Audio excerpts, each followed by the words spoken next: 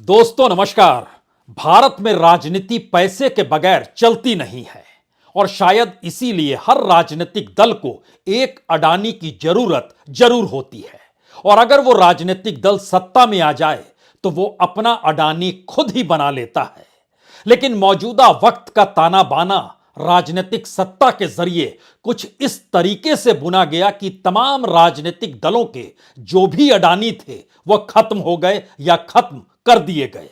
यानी दूसरे राजनीतिक दलों के पास पॉलिटिकल फंडिंग नहीं जानी चाहिए। कोई ऐसा अडानी इस देश में खड़ा होना नहीं चाहिए जो बीजेपी से हटकर किसी दूसरे राजनीतिक दल के साथ खड़ा हो जाए। और ध्यान दीजिए, मौजूदा वक्त का सच यही है कि अडानी एक ही है और अडानी का जाल इस देश में कुछ इस तरीके से फैला हुआ है कि बीजेपी तो छोड़ दीजिए, तमाम दूसरी पॉलिटिकल पार्टी की सत्ता जितने भी राज्यों में है उन्हें भी जरूरत उसी अडानी की है जिस अडानी को ताकत मौजूदा वक्त में मोदी सत्ता से मिली है। और मोदी सत्ता से मिली ताकत के आश्रय अडानी का नेटवर्थ इस देश बल्कि दुनिया में अगर गूंजने लगा तो उस नेटवर्थ के आश्रय कमोवेश हर राज्य में उसके अपने प्रोजेक्ट हैं। उस प्रोजेक्ट पर बहुत बड़ा इन्वेस्टमेंट है। उस इन्वेस्टमेंट के आश्रय उन राज्य सरकारों को अपने तौर पर राजस्व की कमाई भी होती है, कुछ नौकरियां भी खड़ी हो जाती हैं। और इन सब के साथ अगर अडानी है तो फिर पैसे की कमी राजनीतिक तौर पर उस प्रोजेक्ट के जरिए उस राज्य सत्ता को होगी नहीं जिस सरकार ने इजाजत दे दी कि अडानी जी हमारे राज्य में आ जाइए। इसीलिए आज कुछ अतीत के पन्ने पहले खोल लीजिए और याद कीजिए, जब इस देश में बफोर्स कांड हुआ था तो पार्लियामेंट से लेकर सड़क तक आंदोलन ही आंदोलन थे और राजनीतिक सत्ता की चूलें हिल रही थी। समूचा विपक्ष उस वक्त में कांग्रेस की सत्ता या राजीव गांधी की सत्ता के खिलाफ खड़ा था। याद कीजिए हर्षद मेहता कांड, उस वक्त भी क्या पार्लियामेंट और क्या सड़क और क्या आंदोलन का चेहरा राजनीतिक सत्ता की चूलें विपक्ष ने हिलाकर रख दी थी। और उसके बाद केतन पारिक को भी याद कर लीजिए, उसने भी शेयर बाजार से खिलवाड़ किया था। लेकिन आंदोलन उस दौर में भी खड़े हुए, राजनीतिक तौर पर सत्ता की चूलें उस वक्त भी हिली और जेपीसी बन गई। लेकिन आज की तारीख में कोई यह कहे कि विपक्ष कहां पर है, उसका आंदोलन कहां पर है, तो आप कहेंगे पार्लियामेंट देख लीजिए। बीते 2-3 दिनों से पार्लियामेंट चल नहीं पा रही है क्योंकि विपक्ष मांग कर रहा है जेपीसी बना दी जाए। और ज्वाइंट पार्लियामेंट्री कमेटी बनाने का मतलब है कि सरकार अपने पॉलिटिकल डेथ वारंट को लिख रही है जो लिखा नहीं जाएगा। लेकिन उससे हटकर इस देश में जनता के साथ राजनीतिक दल अडानी कांड को लेकर कहीं आपको दिखाई नहीं देंगे। पार्लियामेंट का हंगामा है, पार्लियामेंट के भीतर ही सिमट के रह जा रहा है। और वो तमाम राजनीतिक दल जो विपक्ष के तौर पर इस देश में आपको नजर आते हैं, किसी भी राज्य में उठाकर देखिएगा वहां की उस राजनीतिक कालीन को, तो आपको वहां पर अडानी का वर्चस्व नजर आएगा। कहीं पे 15,000 करोड़, कहीं पर 25,000 करोड़, कहीं पे 45,000 करोड़, कहीं पे 60,000 करोड़, कहीं पे 90,000 करोड़। और इस तादाद में इस देश के भीतर जो गैर बीजेपी शासित राज्य हैं जिसमें विपक्ष की एक पूरी फहरिस्त है, उन चेहरों को पढ़ लीजिए। उसमें आपको राजस्थान के गहलोत भी नजर आएंगे, उसमें छत्तीसगढ़ के बघेल भी नजर आएंगे, उसमें केरल में वामपंथी विजयन भी नजर आएंगे, पश्चिम बंगाल की ममता बनर्जी भी नजर आएगी, तेलंगाना के भीतर से जो मोदी सत्ता को लेकर शोर मचता है। लेकिन आपको यह शोर अडानी को लेकर दिखाई नहीं देगा क्योंकि चंद्रशेखर राव भी हो सकता है आपको उसी कतार में दिखाई दे। उसी कतार में नवीन पटनायक हैं, उसी कतार में जगन रेड्डी है, उसी कतार में हेमंत सोरेन है, उसी कतार में वो समूचा विपक्ष है जिन जिन राज्यों में अडानी के प्रोजेक्ट हैं। करोड़ों रुपए वहां झोंके जा चुके हैं, राजस्व की कमाई राज्य सरकार को हो रही है।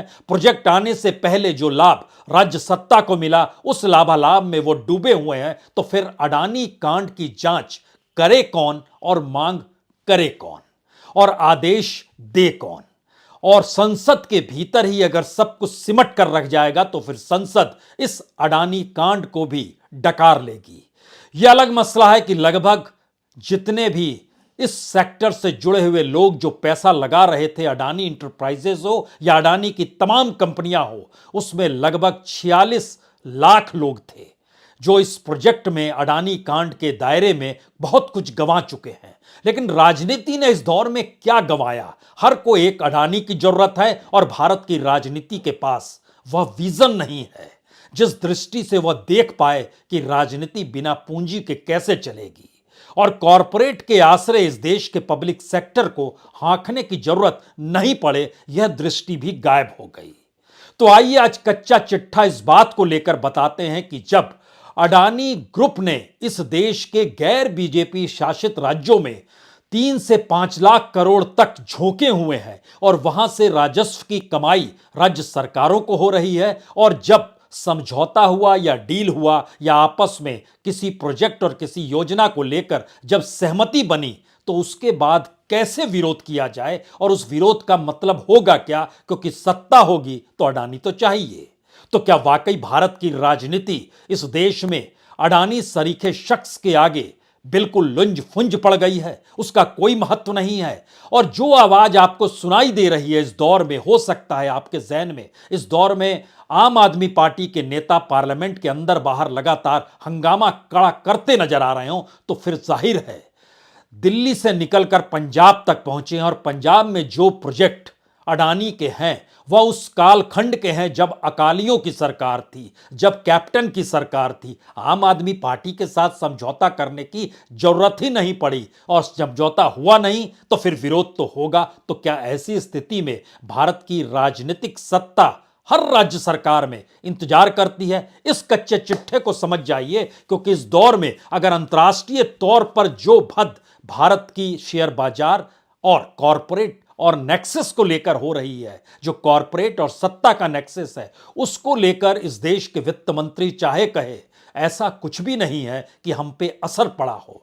और सेबी जिसे मॉनिटरिंग करनी है, जो रेगुलेट करता है, वह कह रहा है जी नहीं, यह बड़ी छोटी सी बात है, ऐसी चीजें तो होती रहती है। तो उन पन्नों को भूल जाइए जब इस देश के भीतर में सरकार स्कैम करती हो और विपक्ष समूचे देश में आंदोलन खड़ा कर देता हो। ऐसी स्थिति अब इस देश के भीतर राजनीतिक तौर पर बची नहीं है।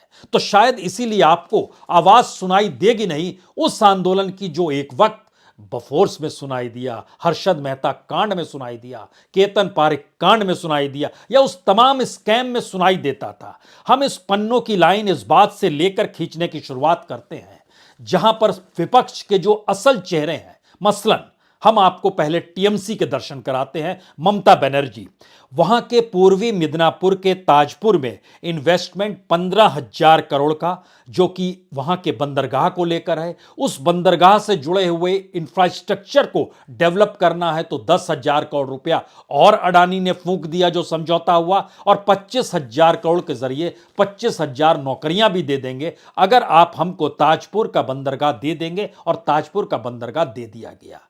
अब अडानी का विरोध कोई कैसे कर सकता है कि दरअसल अडानी तो एक कॉरपोरेट है। और याद कीजिए गहलोत सरकार ने जब सोलर एनर्जी को लेकर समझौता किया तो राहुल गांधी ने क्या कहा? उन्होंने कहा बाकी जगहों पर समझौते होते होंगे गड़बड़ तरीके से, लेकिन राजस्थान में बड़े ही हेल्दी तरीके से यह समझौता हुआ है। एक सवाल शुरू में, अडानी को अडानी बनाकर जब इस देश में एकमात्र अडानी के तौर पर प्रस्तुत कर दिया गया और बाकी अडानीज खत्म कर दिए गए, तो उस अडानी की जरूरत कमोवेश हर सरकार को है और कोई भी सरकार उसे ध्वस्त करना कैसे चाहेगी। और अगर जिस बात का जिक्र होता है कि सत्ता के करीबी है अडानी, तो या तो आप अपनी राजनीतिक जमीन में इकोनॉमी को नए तरीके से ढालना सोचिए, या फिर इस बात की दृष्टि से जाइए कि इस देश की राजनीति जिस पूंजी के आश्रय चलती है, हम उसके खिलाफ खड़े होकर इस देश की जनता को अपने साथ लेकर चलेंगे। ऐसी स्थिति किसी राजनीतिक दल के साथ है नहीं। शायद इसीलिए अडानी अगर राजस्थान में समझौता करते हैं तो राहुल गांधी उसे भी मंजूर कर लेते हैं, और तमाम विपक्ष के वो तमाम नेता जो अलग अलग राज्यों में सत्ता में हैं, वह क्यों नहीं कुछ बोल पा रहे हैं, उसका अगला निशाना हमें लगता है तमिलनाडु पर आना चाहिए। तमिलनाडु में ग्रीन एनर्जी को लेकर जो रामनाथपुरम की कामुठी इलाका है, वहां पर सोलर पावर प्लांट लगभग 4,550 करोड़ का। राज्य सरकार क्या हिम्मत दिखाएगी कि हम इसको हटाते हैं, और अडानी का जो पूरा नेटवर्थ है और जो वैल्यूशन है, उसने इस देश के साथ धोखा किया, यहां के लोगों के साथ धोखा किया, यह कहने की हिम्मत होगी हिडेनबर्ग रिसर्च पेपर आने के बाद? नहीं कहेगा। उसके बाद आइए उड़ीसा में नवीन पटनायक, वहां पर अलग अलग जगहों पर कई प्रोजेक्ट काम कर रहे हैं। मसलन जैसे धर्मा, जो भद्रक का इलाका है, वहां पर पोर्ट है धर्मा, उसमें लगभग 7,600 करोड़ रुपए लगाए गए। डेवलप करने की स्थिति में 5 बर्थ की वहां पर चीजें पोर्ट में क्रिएट की जाएगी। कार्गो हैंडलिंग को भी क्रिएट करने का बात है, जिसकी कैपेसिटी 38 मीट्रिक टन की होगी। वहां पर एक एलएनजी टर्मिनल लगाने का जिक्र है, जो कि पब्लिक सेक्टर की कंपनी आईओसीएल और गेल के साथ मिलकर, यानी एक तरफ इस देश के पब्लिक सेक्टर को बेचना और दूसरी तरफ पब्लिक सेक्टर को अडानीज के ग्रुप के साथ मिलकर किसी प्रोजेक्ट को डेवलप करना, इसको कहते हैं असल पीपीपी मॉडल। लेकिन बहरहाल उड़ीसा के भीतर, और दूसरी दृष्टि में उड़ीसा में ही रायगढ़ के इलाके में काशीपुर है, यहां पर एल्युमिनियम रिफाइनरी और उसके साथ ही यहां पर अलग अलग तरीके से पावर प्लांट, इसकी भी मौजूदगी आपको उड़ीसा में नजर आएगी। आप कहेंगे नवीन पटनायक तो विरोध करते नहीं है और उड़ीसा की सरकार तो मोदी सत्ता के साथ है, तो हम आपको धुर विरोधी केरल लिए चलते हैं। केरल में तो वामपंथियों की सरकार है और वहां तो बीजेपी कभी सत्ता में आएगी नहीं। एक वक्त कांग्रेस, दूसरे वक्त वामपंथी, यही मिजाज में रहा है। तो वहां पर देखिए, वहां का जो बंदरगाह का इलाका है थिरुवनंतपुरम में, विजयनजाम नाम से है, वो 2015 में समझौता हुआ और 7,500 करोड़ रुपए का ये प्रोजेक्ट है। और अडानी का ये जो पोर्ट है, विजयनजाम प्रोजेक्ट जो है, इसमें वो बाखूबी काम कर रहे हैं। विरोध कौन करेगा, कैसे करेगा?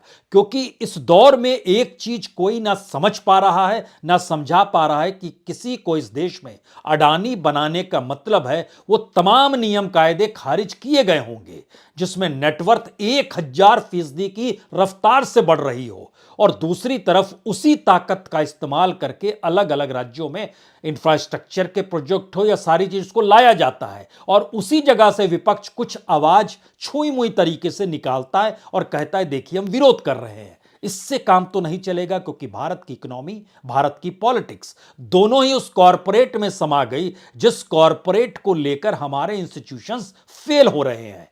अब आपको झारखंड लिए चलते हैं। झारखंड में तो हेमंत सोरेन की सरकार है, कांग्रेस सपोर्ट कर रही है, और जेएमएम बीजेपी के साथ है नहीं, लगातार झगड़ा चलता है। वहां के गोड्डा, जो संथाल परगना के इलाके का गोड्डा है, वहां पर एक पावर प्लांट लगाया गया। हेमंत सोरेन की तरफ से कोई विरोध नहीं है।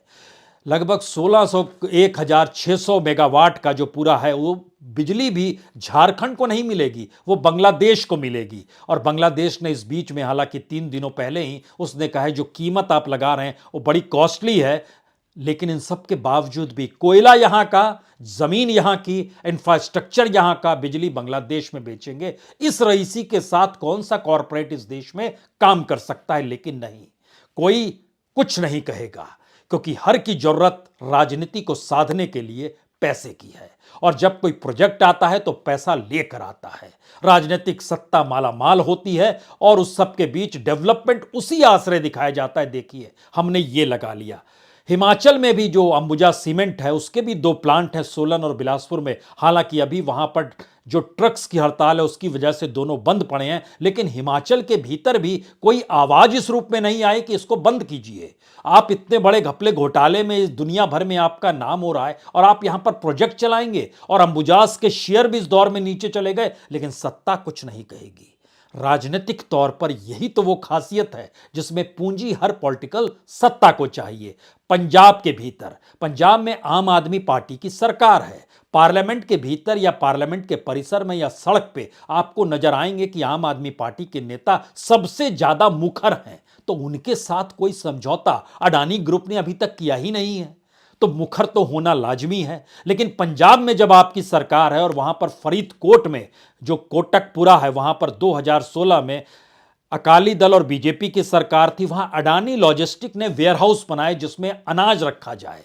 गेहूं रखा जाए, चावल रखा जाए, इन सबको मोगा में बनाया, 2007 में शुरू किया था। राजपुरा जो पटियाला का इलाका है वहां पर शुरू किया अडानी विल्मर ने, वहां पर भी वेयर हाउस बनाए। तो क्यों राज्य सरकार जब आम आदमी पार्टी की है वो दायरे में क्यों नहीं ले रही है, और क्यों नहीं कर रही है कि इस देश के साथ आपने इतनी बड़ी गद्दारी कर दी है जिसका जिक्र बार बार आम आदमी पार्टी के नेता इन्हीं शब्दों से कर रहे हैं। तो उस पंजाब के राज्य में तो आपकी सरकार है, 2/3 बहुमत के साथ है, बंद करा दीजिए सारी चीजें अगर आपको लगता है ये सारी चीजें, लेकिन नहीं कहेंगे। यानी किसी नए समझौते के इंतजार में विरोध की राजनीति का भी एक नया तरीका है। उसके बाद आइए छत्तीसगढ़ में। छत्तीसगढ़ के भीतर माइन भी है, पावर सेक्टर भी है, अलग अलग जगहों पर, चाहे वो अडानी की रिन्यूएबल एनर्जी की योगदान हो, चाहे अलग अलग तरीके, सब जगहों पर उसकी मौजूदगी है। लेकिन उससे पहले राजस्थान का जिक्र जरूरी है, क्योंकि हाल में जब राजस्थान के भीतर सोलर एनर्जी को जो बैठाया गया 60,000 करोड़ का प्रोजेक्ट है, उसको लेकर जब सवाल उठा तो उस वक्त कांग्रेस के नेता राहुल गांधी ने कहा नहीं नहीं, यह हेल्दी प्रतिस्पर्धा के जरिए समझौता हुआ है। सवाल है, हेल्दी प्रतिस्पर्धा वैसी ही है जैसे एक नेता का बेटा आके खड़ा हो जाता है और वो हेल्दी प्रतिस्पर्धा के आश्रय ही सबकी अगुवाई करने लगता है। यही तो वो परिस्थिति है जिसको क्रिएट किया जाता है। तो फिर राजस्थान के भीतर जो पूरी सोलर एनर्जी है वो राजस्थान की जो रिन्यूएबल एनर्जी कॉरपोरेशन लिमिटेड है उसके साथ मिलकर यह समझौता किया गया है। यानी अडानीज रिन्यूएबल एनर्जी लिमिटेड और दूसरी तरफ राजस्थान रिन्यूएबल एनर्जी लिमिटेड, ये दोनों मिलकर कर रहे हैं। और इसके लिए जमीन दी गई, लगभग 16,000 हेक्टेयर की जमीन दी गई। ये तो राज्य सरकार ही देगी, वही व्यवस्था करेगी, तो उसने उसी रूप में व्यवस्था कर दी। जॉब का जिक्र कीजिएगा, यहां बहुत जॉब नहीं है, लेकिन बावजूद इसके स्पेस कहां मिला? कांग्रेस शासित राज्य में। छत्तीसगढ़ भी कांग्रेस शासित राज्य है, और यहां तो एक लिहाज से आप देखते चले जाइए तो जैसे रायखेड़ा गांव रायपुर के करीब में सुपर क्रिटिकल पावर प्लांट है। यहां पर जीएमआर का छत्तीसगढ़ एनर्जी लिमिटेड जो थी उसको भी इन्होंने खरीद लिया। रमन सिंह की सरकार के दौर में 25,200 करोड़ के 2 प्रोजेक्ट आए थे जो कोल से पॉली जनरेशन करते, और राइस पैन सॉल्वेंट एक्सट्रैक्शन को लेकर जो प्लांट और रिफाइनरी बनाए गए वह भी वहां पर मौजूद है। जंजगिरी के जो चंपा है वहां पर डीबी पावर को खरीद लिया गया जो थर्मल पावर के तौर पर 600 मेगावाट के 2 यूनिट थी, उसको एक्वायर किया अडानीज ने।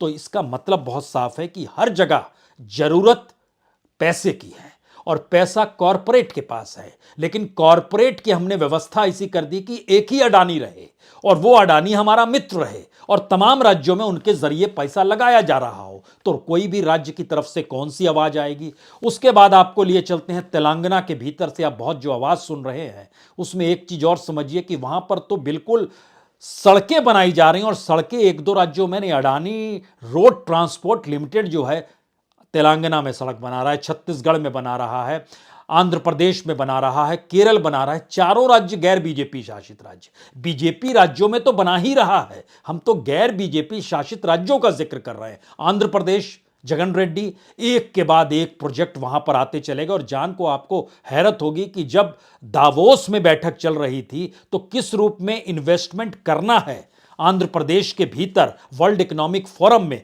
उसमें आंध्र प्रदेश के प्रोजेक्ट्स पर चर्चा थी और 60,000 करोड़ रुपया वहां इन्वेस्ट कैसे होगा अलग अलग प्रोजेक्ट को लेकर, जिसमें एक प्रोजेक्ट ग्रीन एनर्जी सेक्टर का है, 3,700 मेगावाट बनाएंगे और इसके बदले में एवज में जमीन दी जा रही है 1,490 एकड़ की जमीन। राजस्व का फायदा भी आंध्र प्रदेश सरकार को होगा, इसमें रेवेन्यू का लाभ भी है और रेवेन्यू का लाभ तकरीबन 2,775 करोड़ का राज्य सरकार ने बताया। एसजीएसटी जो लगेगा उससे लाग लगभग 980 करोड़ का होगा अलग अलग जगहों पर। और बीते दिसंबर के महीने में ही गांधी कोटा में 1,000 मेगावाट, चित्रावली में 500 मेगावाट, हर जगह पे जॉब का जिक्र कर दिया गया। यहां 2,500 जॉब देंगे, वहां 150 जॉब देंगे। कारीवालसा में 1,000 मेगावाट का पावर प्लांट लगाएंगे तो 3,000 की जॉब मिल जाएगी। कुरुकोट्टी में 1,200 मेगावाट का लगाएंगे तो वहां 3,000 जॉब पैदा करेंगे। अलग अलग तरीके से पूरे के पूरे गैर बीजेपी शासित राज्यों की कतार को अगर आप पकड़ना शुरू कीजिएगा तो आप जानकर हैरत में आ जाएंगे कि इस देश के भीतर में राजनीति की जरूरत ही कॉरपोरेट और उसकी पूंजी है, क्योंकि सरकारों ने अपने तौर पर अपना बेसिक स्ट्रक्चर डेवलप किया ही नहीं है। तो वो फिर कैसे चीजों को डेवलप करेंगे। और डेवलपमेंट का राग जो चुनाव के वक्त गाते हैं, वह जब कॉरपोरेट की पूंजी पर टिका हुआ है और हर को एक अडानी चाहिए और अडानी एक ही है, तो विरोध कौन करे। और विरोध कैसे हो, तो पार्लियामेंट नहीं चलने देंगे। तो पार्लियामेंट से सरोकार जनता के कितने हैं और पार्लियामेंट के अपने सरोकार जनता के साथ कितने हैं। जिस पार्लियामेंट के भीतर बैठे हुए पार्लियामेंट्रीज जो हैं, उनकी अपनी संपत्ति हर 5 साल में कई सौ गुना बढ़ जाती हो और जनता के भीतर लाले पड़े हो भोजन के, उसका प्रति व्यक्ति आय कम हो रही हो, इस परिस्थिति के भीतर कोई सरोकार जब होगा नहीं, तो आप विरोध क्या करेंगे।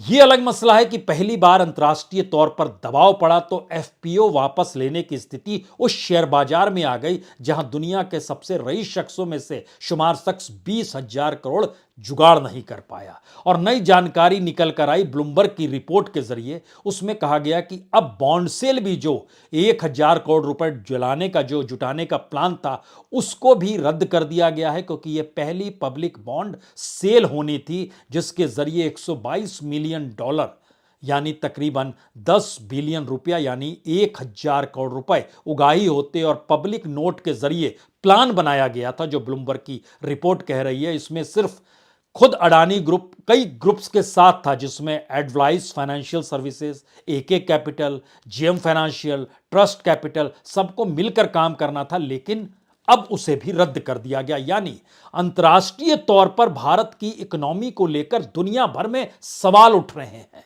कि इस वैल्यूएशन के आसरे दुनिया भर के लगभग आधे दर्जन से ज्यादा बड़े बैंकों ने रोक लगा दी है कि हम कोई शेयर नहीं खरीदेंगे, कोई बॉन्ड नहीं खरीदेंगे।